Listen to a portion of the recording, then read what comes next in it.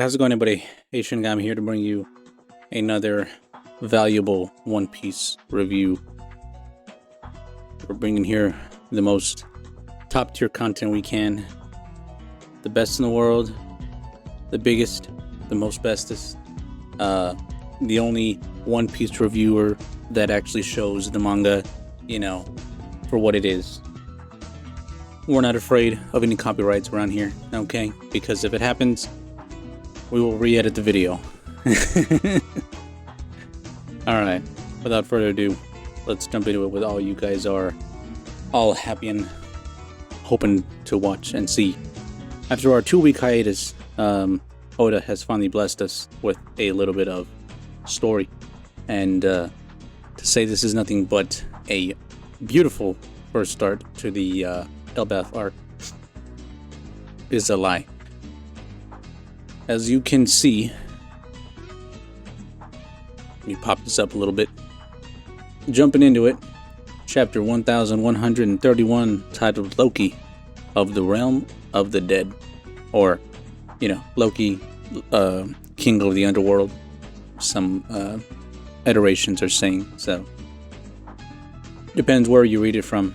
That's what this one says. Continuing on Yamato's pilgrimage. She's over here trying to, of course, get the sword from Yasui back because it was taken the last chapter. And here we also have one of Otama's previous helpers, which good thing, they're willing to help them out still, even after the effects of the devil fruit has worn out. So that's good, but a lot of people are saying this is going to be probably one of the longest cover stories we get, because possibly at least 30 pages, because of how long it'll take for Yamato to actually go all the way around Wano, right? So you have that going on. From there we cut to what's going on. All right, finally at Elbaph. We got ourselves a Luffy here just on the knee of Loki, and this man is chained to the brim. Just take a look, just absorb what the fuck you're looking at, right? This man is chained with all forms of fucking different versions, right? Alright, I knew this was Elbaph. We wanted to come here for ages. Everything's so big. And then you got Loki over here. You don't say, good for you. Now, and then Luffy continues on. I wonder if Usopp knows yet. Say, is there anything at the top of this tree? And then you got Loki just kind of continuously kind of being peeved by him, being like, hey, and then Luffy, the strongest country in the world and birthplace of war? Huh? For real? And, he's not letting him sit at all.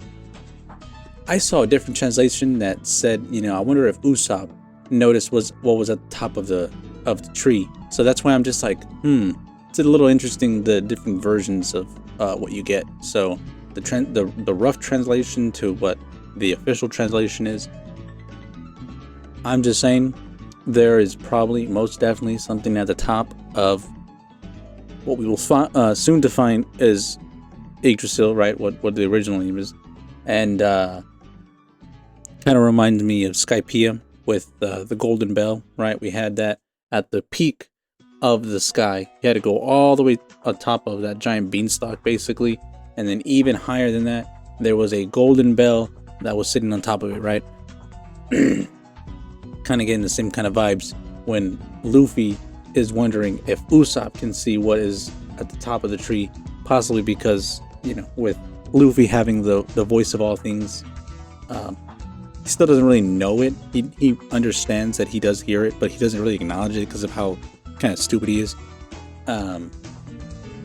When you take that into account and wonder, because him and Zoro noticed, that Loki was there on Elbaph when they first were in that little Lego country. They sensed, something was arise. Someone was pretty strong out there. They just couldn't pinpoint where they were at. Luffy obviously figured out who that was. But then even after he got to this point, he's noticed that something is at the top of the tree. And with Usopp being the sniper of the group, having some, pretty good observation haki, should be able to see what is at the top of Yggdrasil, right? So, just my little 2 cents. But continuing on. Being on Old Man Dorian Groggy's ship earlier was crazy. It's the first time I saw a bunch of giants in one place. Loki, hey, and then, Luffy continuing on, guess it makes sense you guys would be this strong. And then finally he just had enough. And Loki just goes, hey, listen, I'm talking to you. And, his shout is so loud, it reverberates throughout the whole forest. It fucking sends shockwaves. You got wolves over here just going like, oh, fucking all like, I'm not fucking with this guy. I'm gonna dip. And then you got Loki over here just being like, I'm the sun god from all the legends we passed down on the island. Don't speak unless I say so, human. And then he goes, tell me, what do you think of my predicament? And then we finally get an introduction. The accursed prince of Elbaph, Loki. Special bounty, 2.6 billion berries. Just like, oh, goddamn.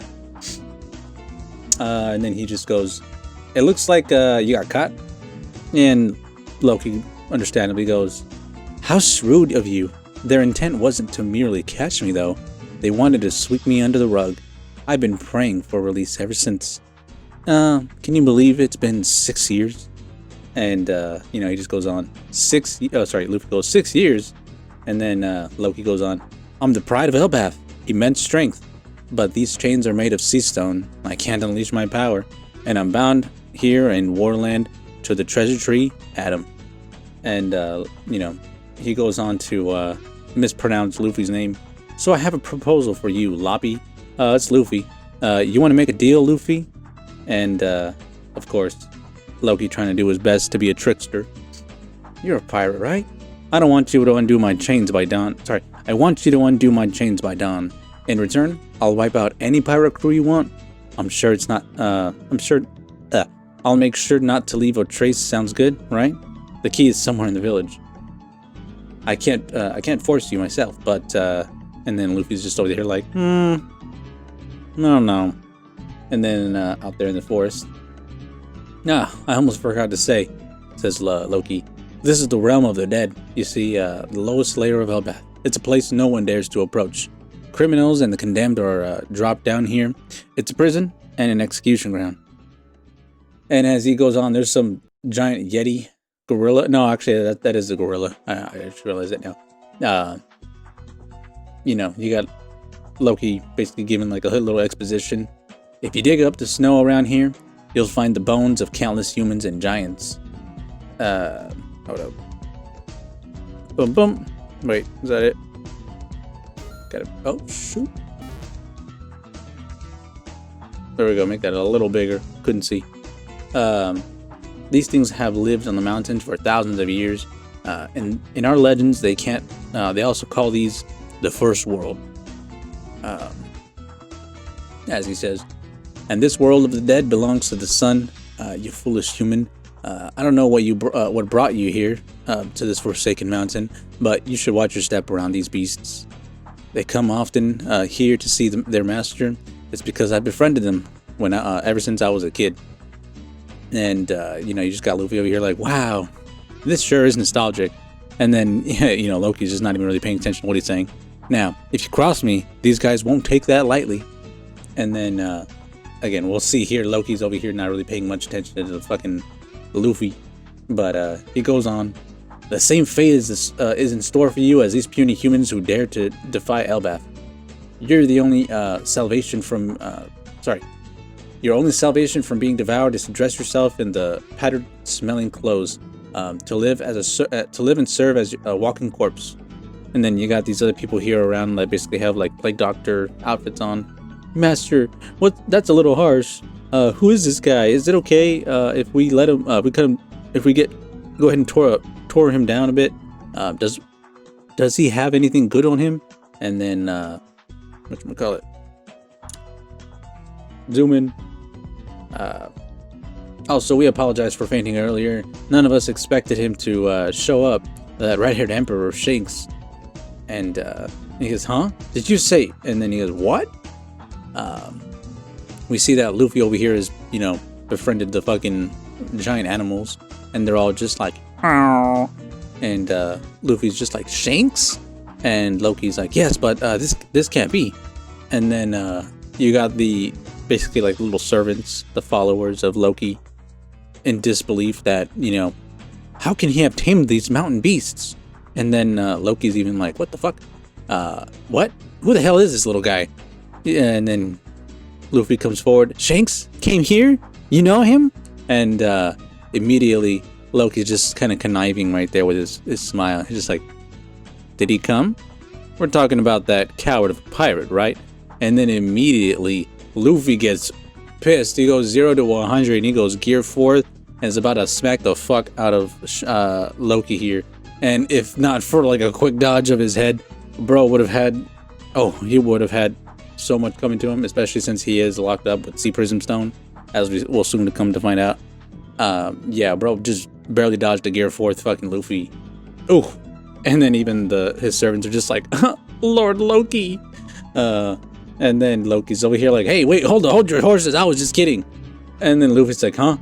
You sure? Oh, that's not something to joke about, says Luffy. And fucking Loki's over here just like, I can't even move, right? This guy, it's fucking hilarious that Loki's so pissed that he's like, dude, you almost killed me. It's like, bro, you just pissed off some tiny dude. You didn't even know. You have no actual capability to like analyze him off of, and you're just gonna outright dismiss him. That's on you. So while he's over here pissed, this guy, if he gets these shackles off, I'll give him a quick death, you know, saying in his head. And Luffy's over here just like, look, I don't care if you can't move. Don't piss me off. Next time you say something like that, I'll bury you. I'll bury you in that tree for. And Loki's just like, don't talk back to me, you fool. You'll soon see that fucking Loki kind of has like a superiority complex. Luffy's over here just like, so, why did Shanks come all this way out here?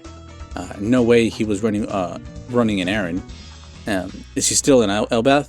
And Loki's just like, that's not something I can just tell you. Continuing on, we get cut back from on the bridge. You got Usopp and Nami. Nami's over here just basically saying, you know, oh man, it's shaking like crazy. And Usopp, oh, we're gonna die.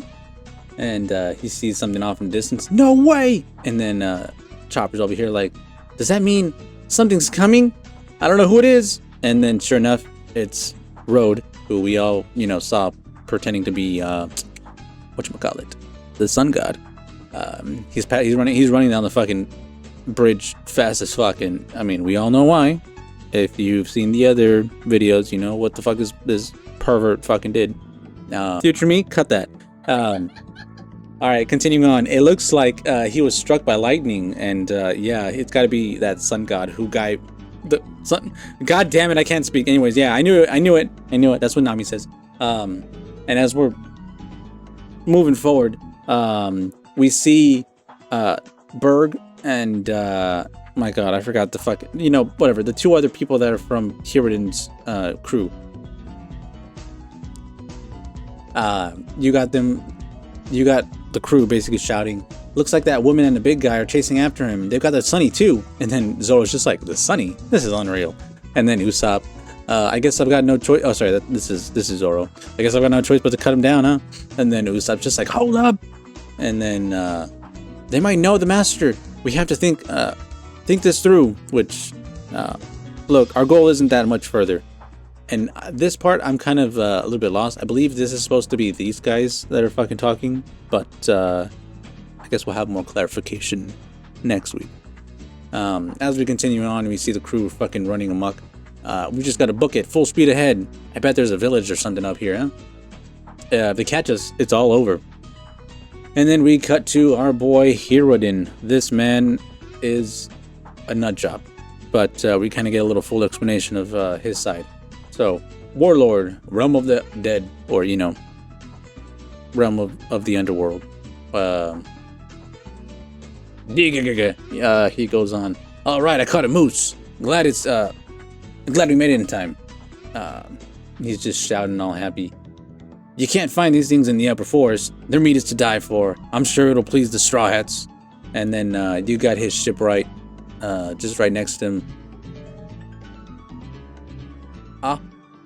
Might have to zoom in a little bit more. I'm not blind, I know. Oh yeah, he says, those weigh a ton though. how are we gonna carry it? Zoom back out. As we go on, heave ho, and they're just carrying the fucking thing on their fucking, yeah, they just carry that bitch. That's it. We've got it. No one on Elbaph has to fear. The new giant pirates are here. And then we get a little fucking explanation of their fucking hierarchy, basically. It's snowing, so there's no sun god. There's no sunstone pinders. I have no fucking idea what that means. We will find out soon enough. Hold up, we gotta zoom in even more than that. Don't embarrass me. We'll manage. This meat is for our saviors. Oh, it says right here the kanji sunstone, while it is pennant, could be panther. The closest more word is pinda. So it's just a fucking translation. Oh my god. It's just a translation thing. We really don't know as of right now. So here we get a little bit more of what was going on Dressrosa, which if you weren't caught up, then here you are, right? We got ourselves here a refresher from Hiroden on Dressrosa. In the New World, he was caught up in some schemes of the former warlord Doflamingo. He was rescued ultimately by our Straw Hat pirate captain Luffy, and he ended up becoming one of the 7 captains of the Straw Hat Grand Fleet.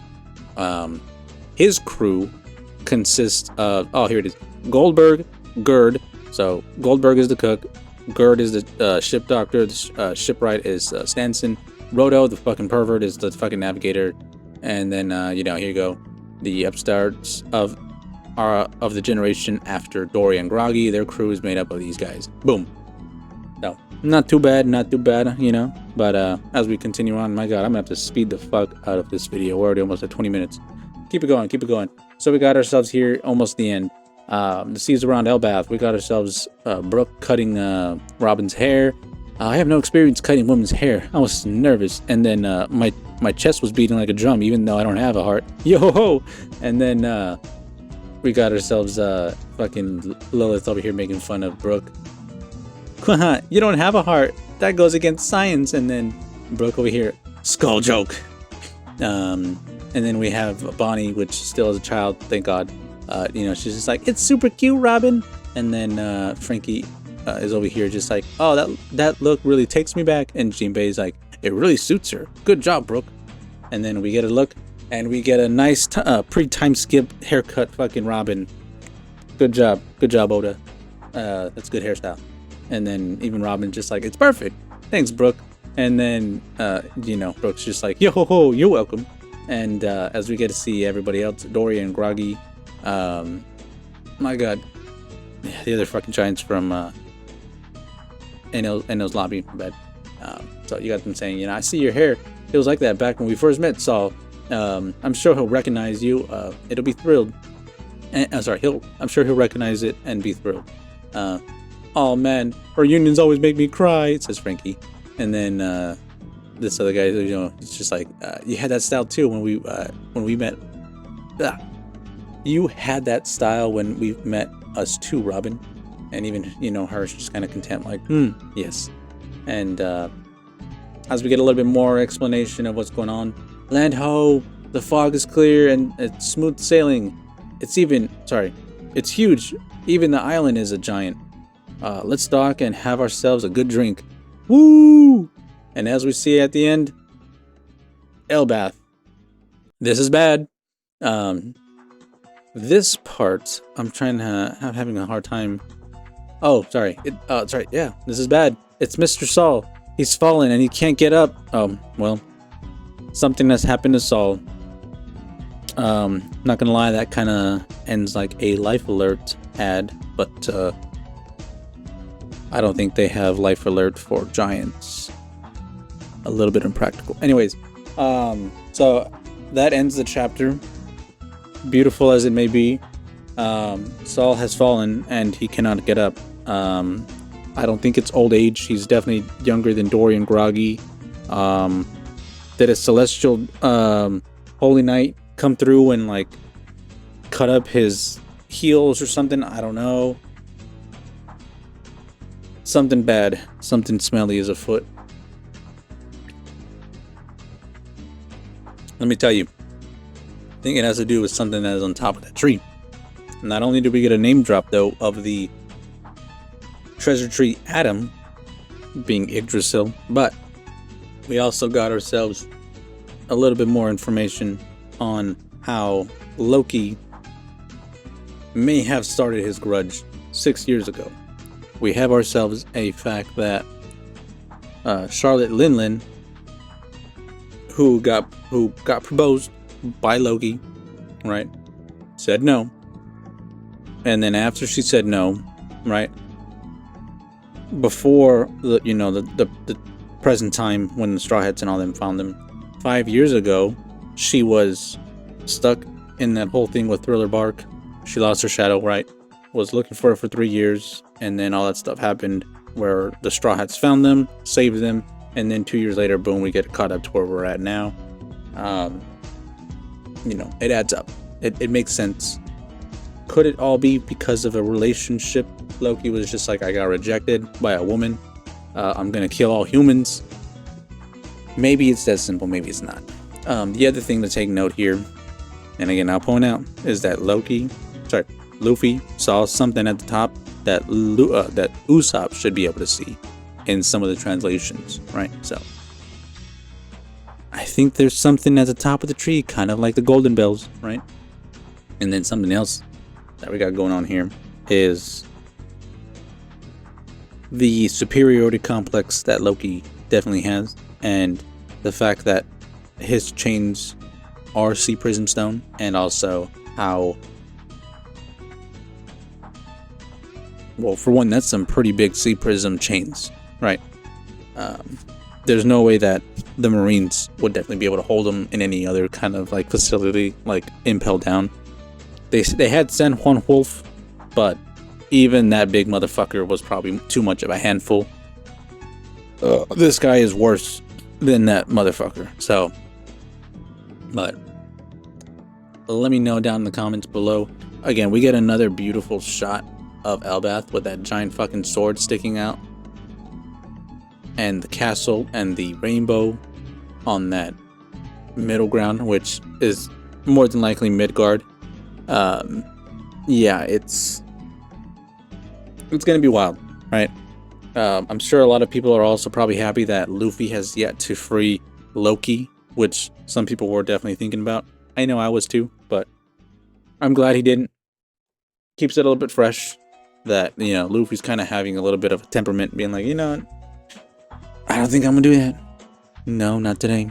Not right now. So, yeah.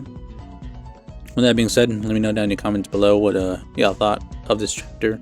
Did you enjoy it? Was it exciting enough? Did Luffy kind of get off the hinges a little too quickly, or was it, justified? Let me know. Other than that, hey, Shinigami signing out. Y'all have a good evening, good night, and good morning. I'll see you next time. Bye.